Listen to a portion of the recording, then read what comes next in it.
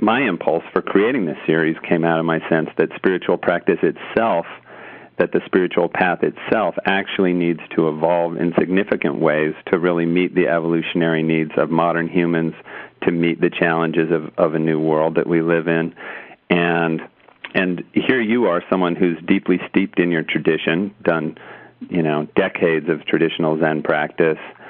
and yet you've also pioneered a radical new approach to Zen, which you call Big Mind. So I'm guessing you must have been responding to a sense that tradition,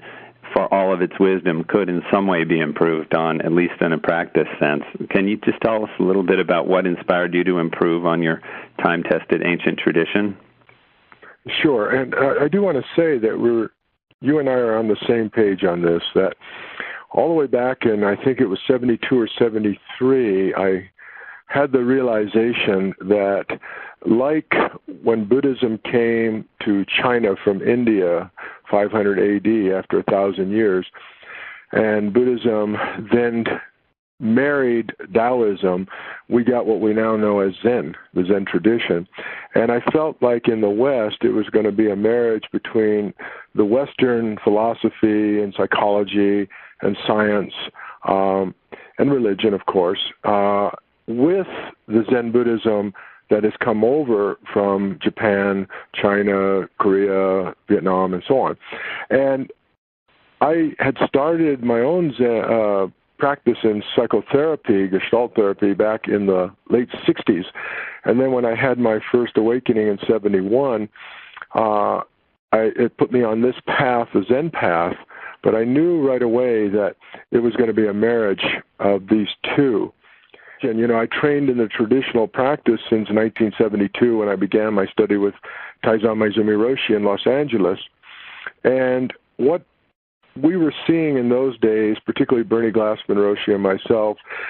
that it was going to be really important that what we called swallow the whole fish. In other words, we totally surrendered ourselves to the tradition that it was out of a male monastic model in Japan, and we knew we had to just throw ourselves into it completely, swallow the whole fish, and then at some point, the rest of our life, we would be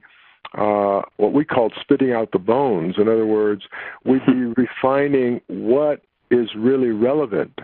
in the West, what is irrelevant, what we keep and what we don't need in the tradition. So really with the death of my teacher in 95, it's been a process of finding what the marriage looks like, the integration of East and West. And what I saw was that how could we imagine that the Eastern wisdom, the Eastern traditions would be complete without the West, and how could we imagine that the West would be complete without the East? In other words, these two really did have to integrate and marry one another, and I think Big Mind is a direct product of that.